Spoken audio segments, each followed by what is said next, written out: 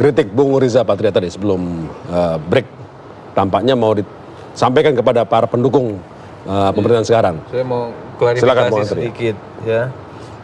Dalam konteks masih yang namanya redistribusi aset.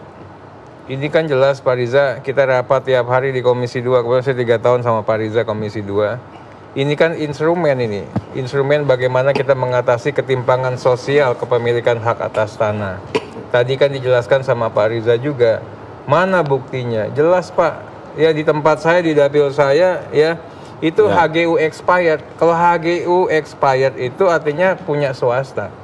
Punya swasta dibagikan. Jadi kalau jawaban tadi, mana swasta? Ini ada di tempat saya. Mau saya anterin Bapak juga bisa. HGU expired itu HGU yang sudah habis berlaku. Iya. Menurut aturan ketentuan kembali ke milik negara. Belum diprioritaskan. Itu satu, karena pengusaha terbus nggak benar. Itu kembali jadi milik. Kemudian yang kedua, pemetaan atas bidang-bidang tanah. Pemetaan atas bidang-bidang tanah kan kita lakukan. Makanya keluar. Ada yang sekian juta. Kenapa bisa yang ini duluan dipercepat? Karena yang inilah yang sudah terpetakan, kan lebih gampang. Artinya sudah berhasil. Nah berikutnya adalah bagaimana dikatakan PDIP katanya sudah sering kritik, sekarang malah jadi anti kritik gitu. Nah inilah yang kita katakan, kalau PDI Perjuangan kritik itu selalu pakai bukti, berdasarkan fakta. Ada data, ada fakta. Tidak dengan yang seperti ini. Ini yang kita katakan, ini menista, ini fitnah. Saya ingin minta men-challenge Pak Amin, buktikan 74% tanah di Indonesia dikuasai oleh satu orang. Satu kelompok. Enggak baca, saya putar aja lagi. 1%. Ya. Nah, kemudian kita ingin sampaikan. Enggak, ini jangan sampai keliru, kita putar aja lagi. Oke. Yang dikatakan, mari kita play. Ya, mari kita putar. Saya ingin bukti. Permintaan Bung Arteria kita putar. Ya. 1%. Boleh kita buktiin apa? Minta bukti dulu. Yang akan sangat jelas dari kebangkitan PKI. Jadi penghiburannya kita harus waspada. Bagi-bagi sertifikat, bagi-bagi tanah di beberapa daerah, ya, sekian hektar. Tetapi ketika 74% negeri ini tanahnya bukannya dimiliki oleh kelompok tertentu, itu malah seolah-olah dibiarkan. Buktiin aja. Kelompok tertentu. Itu bukan orang. Dibuktiin aja. Nah, kemudian 74% yang dimaksudkan itu tadilah kira-kira yang seperti saya sampaikan tadi, bahwa kepemilikan lahan itu dimiliki oleh 74% yang dimaksud Pak Amin, walaupun kita tahu prosesnya seperti apa gitu. Oke. Sekarang apa yang mau dilakukan terhadap 74% itu? Kan sudah tadi. Enggak, disuruh buktiin aja. Bener nggak ada kelompok tertentu menguasai 74%? Itu yang pertama. Kemudian yang kedua, ini menarik. Saya sangat senang ini kalau kita bicara data dan fakta. Dikatakan yang dilakukan oleh Bang Zul itu adalah kaitannya dengan kebun-kebun yang sudah ada tapi izinnya belum ada. Saya buktikan kok pelepasan kawasan hutan paling banyak itu di zamannya Pak Zul. Makanya kalau kita mau bicara, KPK datengin aja. Ini kan malahannya udah di KPK, ini tinggal kapan mau dimainkan aja. Jadi itu dosanya di situ gitu ya? Saya ingin memastikan ini. Berani nggak inisiasi Pak Amin ya atau teman-teman dari PAN untuk memastikan tolong audit kami. Karena kita menenggarai betul kok bahwa pelepasan kawasan hutan ini banyak permasalahan di situ, tidak proper, tidak prosedural. Dan yang apa yang diuntungkan? Apakah rakyat yang diuntungkan? Zamannya Pak Jokowi jelas, pelepasan kawasan hutan kita bagi ke sertifikat per bidang tanah. Zamannya itu enggak dikasih ke private sector, ke sektor swasta. Ya, ini yang kita katakan, tolong kita harus juga bicaranya itu secara terbuka dan jujur itu. Berikutnya lagi saya mau bisa katakan ini. Bagaimana mengenai tadi zaman dulu ada PRONA, ada PTSL. PRONA, PTSL zaman dulu Pak, diberikan kepada orang-orang yang berhak. Misalnya apa? Transmigrasi yang sudah menanam di situ, bekerja di situ, pemilik tanah. Zamannya Pak Jokowi orang miskin yang dikasih, ini yang kita katakan konsep land reformnya betul-betul sesuai dengan Undang-Undang Pokok Agraria. Zamannya Pak Jokowi lah yang tidak ada hubungan hukum dengan tanah langsung diberikan demi apa? Demi untuk hidupnya seseorang. Kejadian ini yang kita katakan inilah fenomena yang luar biasa, sangat humanis, memanusiakan manusia. Ini yang kita katakan tadi. Tolong dicermati. Ini dua hal yang berbeda antara PRONA dengan PTSL. Jadi PTSL boleh baper ya, karena udah bener yang dilakukan sekarang itu. Bukan boleh baper. Yang nggak boleh itu menista dan memfitnah. Menuduh tanpa bukti lah. Saya giliran saya. Iya, silakan. Jadi gini, kalau Mas Arteria mengatakan ini apa namanya menista dan menfitnah, ya berarti bahasa gampangnya kuping PDIP ketika berkuasa jauh lebih tipis daripada ketika oposisi. PDIP. Karena ketika Ini kan saya enggak kan PDIP atau kuping Mas Arteria dan karena ketika beroposisi itu kritiknya terhadap Pak SBY jauh lebih sadis. Contoh lebih sadis itu apa? Aduh, banyak lah, silahkan di Google lah, terlalu apa namanya, nanti kita akan jadi melebar ke Pak SBY jadi. Tapi jauh karena saya terlibat langsung. Saya bersama-sama salah satunya Ara Sirait. Jadi menurut Anda ngibulin itu masih ringan gitu? Artinya apa namanya? Ya kalau roda ini berputar, ya itu sudah sunatullah. Roda ini berputar. PDIP kadang berkuasa, PAN kadang berkuasa, Gerindra belum. Nanti satu saat Gerindra berkuasa. 2019. Roda ini berputar. Ya. Insya Allah. Jadi ketika kita berada di atas, ya kita jangan kuping tipis terus main ancam biasa seperti yang aja lah, sekarang, gitu. ya. Biasa aja.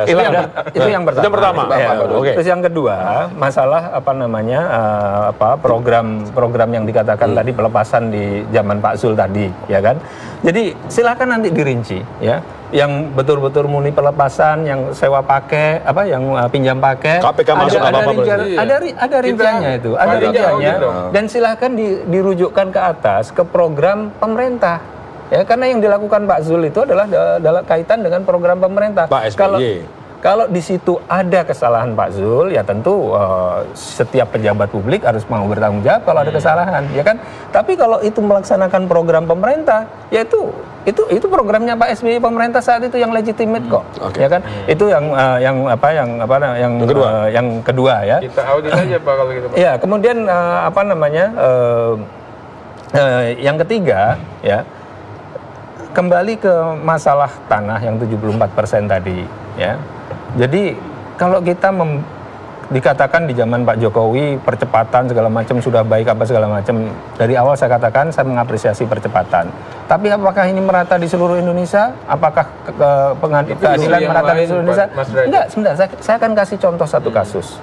Kita PAN punya bupati di Pulauan Mongondo, ya namanya Yasti. Dia melihat ada perusahaan semen milik Cina yang tidak punya IMB. Sebentar, saya rasa tidak punya IMB, tapi pokoknya ada masalah di dalam izin pertanahannya, ya. IMB kan bupati. Ditertibkan oleh bupati. Bupatinya dijadikan tersangka oleh Polri. Polrinya zamannya Pak Jokowi.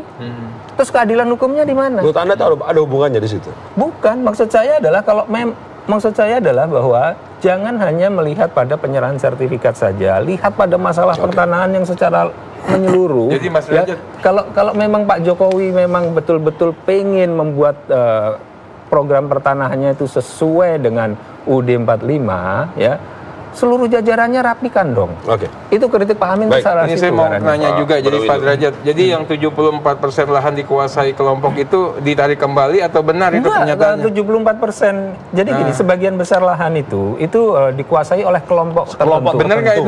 Bukan sekelompok, bukan satu kelompok. Kelompok tertentu bisa etnis tertentu, Benar nggak itu? bisa apa namanya Kelompok A, kelompok B, kelompok C gitu. grup perusahaan tertentu. Ya saya nanti akan tanya Pak Amin kelompok tertentu Kemudian ini. yang kedua masalah Ibu Yasti ditersangkakan karena permasalahan IMB oleh Pak Tito, itu benar nggak? Jadi Atau Yasti, ini juga jangan, jadi biar kita jelas semua. Yasti itu menertibkan itu, dia kemudian mengirim Satpol PP. Ya, Satpol PP dikirim ke sana. Kemudian Satpol PP ini ditangkap oleh polisi itu karena dianggap melakukan perusakan. Lah ini menertibkan perusahaan yang nggak tertib kok dianggap perusakan. Oke, nanti tanya. Saya ingin dengarkan suara Bung Intinya Bajang. gini, kita ingin memberikan pelajaran politik yang baik kepada masyarakat. Artinya apa? Kritik sesuatu yang biasa, tetapi kritik harus dibarengi dengan data. Itu harus clear dulu, jangan sampai asal kritik. Maka ketika seseorang asal kritik jadinya asal bunyi. Fitnah, menista. Ini bahasa hukumnya fitnah. kan begitu. Fitnah Seperti dan kita menista. sampaikan tadi sudah saya sampaikan kaitannya dengan tudingan dari Pak Amin. Ya kira-kira begitu. Nah sekarang terhadap 74% lahan yang dikuasai kelompok tertentu itu kan harus butuh penyelesaian.